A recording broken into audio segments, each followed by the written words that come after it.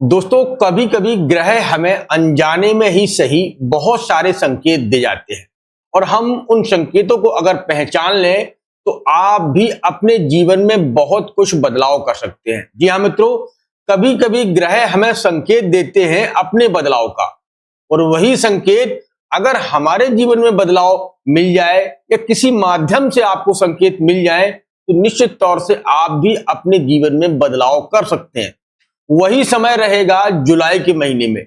ग्रह गोचर ये कह रहा है कि कुछ संकेत और बड़े संकेत आपको मिलने वाले हैं, जो कि 1 जुलाई से लेकर और 30 जुलाई के बीच में ग्रहों की पोजीशन को समझते हैं कि आपको कौन सा ग्रह जो है अनुकूल स्थितियों में ले जाने के लिए कह रहा है।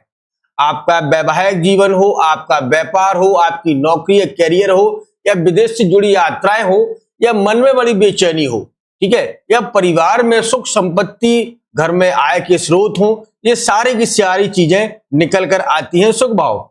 और आपका क्या कर्ज रहेगा, आपकी क्या स्वास्थ्य रहेगा, आपको क्या कोई कष्ट मिल सकता है, या स्वास्थ्य में कोई कमी हो सकती है, या आपके ऊपर कोई कर्ज की समस्या हो सकती है।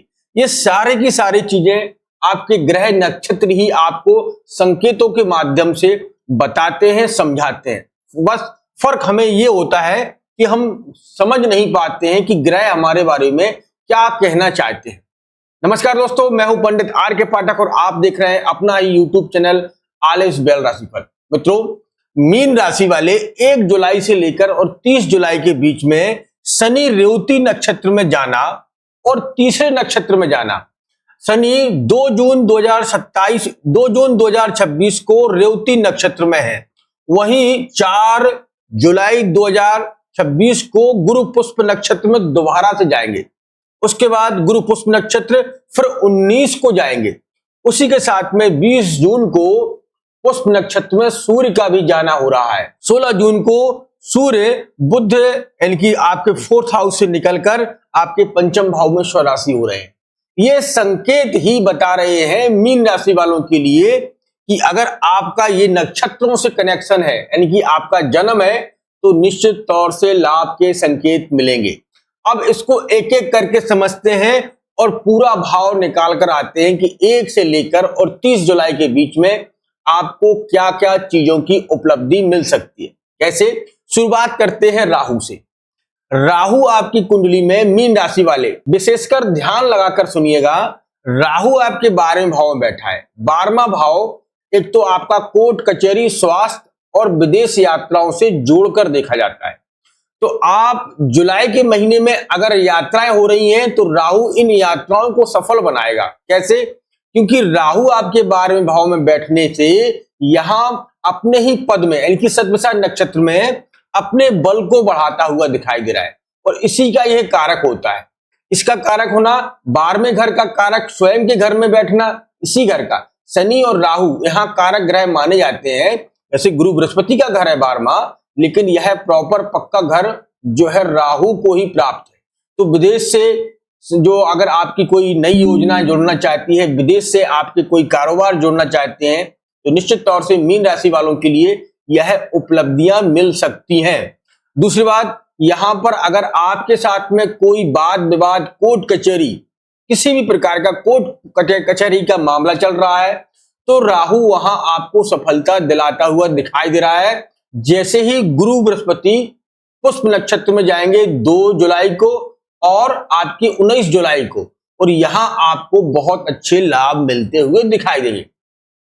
अब राहु के बाद चलते हैं शनि। शनि आपके लगन में बैठे हैं और शनि का ढैया का प्रभाव आपके ऊपर चल रहा है। मानसिक बेचैनी, स्वास्थ्य में कमी होना, धन के आय के स्रोत होना कम होना, या आपके कोई ना कोई ऐसे व्यक्ति से मतभेद होना, ये दर्शा रहा है शनि। मैं मान सकता हूं, लेकिन शनि जो है रेवती नक्षत्र में है। रेवती नक्षत्र में शनि का जाना बेहद ही खास माना जाता है, क्योंकि शनि का नक्षत्र में रेवती नक्षत्र में जाना और गुरु को पुष्प नक्षत्र में जाना। गुरु पुष्प नक्षत्र जो है वो शनि का नक्षत्र है, और रेवती नक्षत्र जो है जो कि बुध और गुरु का नक्षत्र है। तो ये दोनों ग्रह नक्षत्रों को बदल लिया है। कुल मिलाकर यहां शांति मिल सकती है आपको 1 जुलाई से लेकर 19 जुलाई के बीच में मानसिक जो दबाव बना हुआ था कार्य को लेकर, उनमें आपको लाभ मिलता से दिखाई देता है। 2 जुलाई को जैसे ही गुरु पुष्प नक्षत्र की ओर बढ़ेंगे और आपको लाभ के संकेत देंगे।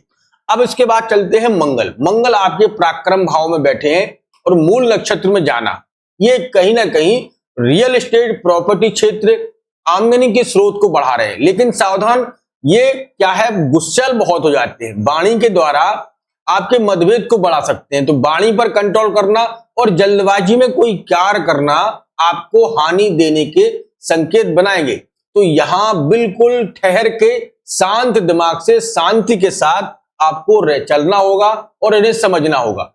यह आपको बहुत बेहतर रिजल्ट, जैसे ये 6 डिग्री के ऊपर जाएंगे और 6 डिग्री का जाना होगा इनको, लगभग आप मान के चलिएगा 8 जुलाई के लगभग इन्हें 8 डिग्री के ऊपर निकलना होगा और आपके लिए उत्तम समय रहेगा। अब बुध को देखें। देखिए बुध यहां पहले 5वें घर में आए, लेकिन ये फिर बैक कर गए, फिर इनका बैक होना हो गया, अपनी स्वराशि हो गया।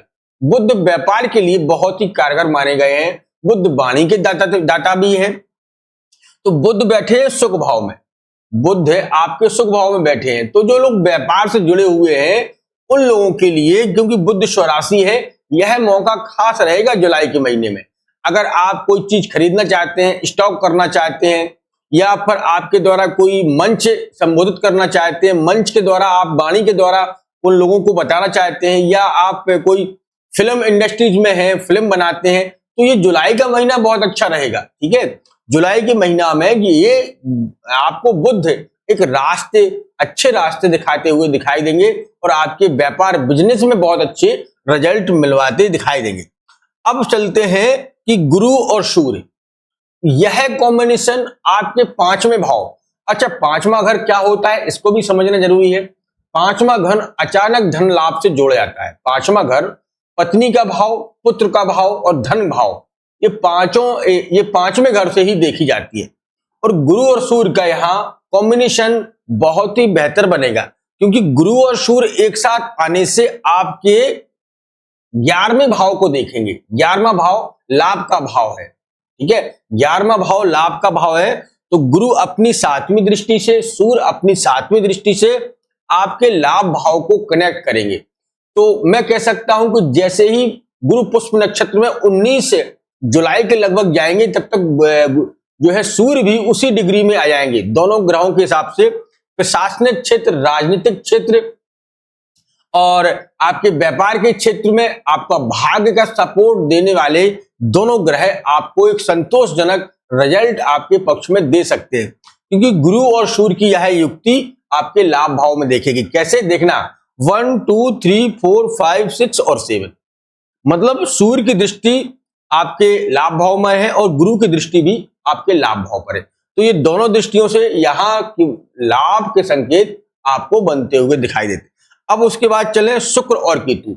यह कॉम्बिनेशन सही नहीं है। शुक्र केतु के साथ में यहां शुक्र भोग विलासता में कमी दिलाता है, या फिर आपके ऊपर कोई आरोप प्रत्यारोप लगा सकता है।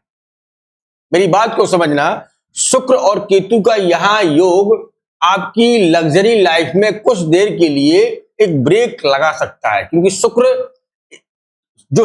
है वो आप जानते हैं वैभव, लग्जरी लाइफ, धन संपदा का कारक माना जाता है। लेकिन केतु अध्यात्म का कारक है। केतु अशांति, मतलब ये शांत रहने वाला ग्रह है और अध्यात्म में है, इन्हें देख दिखावा पसंद नहीं है।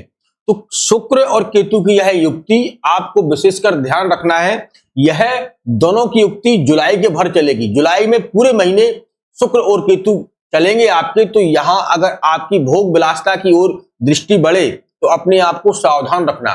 किसी को आप आकर्षित हो या किसी के द्वारा कुछ कहे सुने जाए तो यहां आपके ऊपर आलंच, मतलब आपके ऊपर चोट लगा सकता है, आपके चरित्र पर दाग लगाने की कोशिश कर सकता है।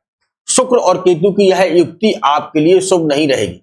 यहां शुक्र और केतु की युक्ति जब तक है, जब तक आप मर्यादा को ना लांगे, मर्यादा के बाहर ना जाएं, नहीं तो आपके ऊपर किसी न किसी प्रकार से कोई ना कोई व्यक्ति आरोप प्रत्यारोप लगा सकता है या आपके चरित्र पर दाग लगा सकता है। इस बात का विशेषकर ध्यान रखना। 6वें घर में या फिर आपके ऊपर कोई ऐसा केस लीगल हो, अनलीगल तरीके से आप पर लगा सकता है। मतलब जो केस बनता ही नहीं है उस केस को आप पर थोप सकते हैं या उसमें आपको फंसा सकते हैं। तो क्या करना है कि यहाँ सावधानी बरतना है। सावधानी में कोई भी प्रकार की ढील नहीं होना चाहिए, ठीक है। किसी के पीछे आप भागिए मत, देख परख कर चलिएगा। जो भी अगर आप आकर्षित हो रहे हैं तो उसको समझने की कोशिश करिएगा। प्रेम प्रसंग में कम पड़िएगा, देखिएगा, समझिएगा, नहीं तो फिर आप जाने, आपकी कथा जाने, मैं तो सिर्फ आपको बता सकता हूं।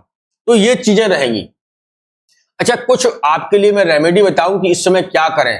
तो गुरु बृहस्पति आपकी राशि के स्वामी हैं, शनि की ढैया चल रही है, परेशानियां तो हैं, लेकिन उन परेशानियों से जुलाई के महीने में आप निकलते हुए दिखाई दे रहे हैं। गुरु पुष्प नक्षत्र में 2 बार आ रहे हैं इस महीने में। यह बहुत बड़ा चांस है आपके लिए अपनी समस्याओं से निकलने का। तो जहां तक है, आदित्य हृदय स्तोत्र का पाठ करिएगा, साथ में विष्णु सहस्त्र नाम का आप पाठ करिएगा। अत्यंत लाभ मिलने की संभावनाएं बनेंगी। और अपने मस्तक पर हल्दी का तिलक लगाइएगा, अति उत्तम रहेगा। अगर आप अपनी नाभि में इत्र लगा रहे हैं तो उसे बंद कर दीजिएगा, क्योंकि शुक्र और केतु की युक्ति कहीं ना कहीं आपको गलत रास्ते पर ले जाने की कोशिश करेगी। तो दोस्तों, यह जानकारी आपको कैसी लगी मुझे कमेंट बॉक्स में लिखकर बताना। अगर आपका भी कोई प्रश्न है या अगर आप अपनी कुंडली दिखवाना चाहते हैं तो दिए गए व्हाट्सएप नंबर पर ही संपर्क करें, कॉल मत करें, क्योंकि आप लोगों की कॉल मुझे परेशान करती है। तो कृपया पहले आप व्हाट्सएप पर संपर्क करके अपनी अगर आप कुंडली दिखवाना चाहते हैं तो व्हाट्सएप पर भेज सकते हैं। ये मेरा व्हाट्सएप नंबर ही शो हो रहा है, आप डायरेक्ट कॉल कर देते हैं, मैं परेशान हो जाता हूं श्रीमान। तो ये विशेषकर ध्यान रखना, अगर आप अपनी कुंडली के बारे में जानना चाहते हैं और दिखवाना चाहते हैं तो ये नंबर पर आप संपर्क कर सकते हैं। दोस्तों, मिलते हैं बहुत जल्दी एक नेक्स्ट वीडियो के साथ। तब तक आप अपना ख्याल रखिएगा, सुरक्षित रहिएगा। धन्यवाद। जय श्री राम, जय श्री राम।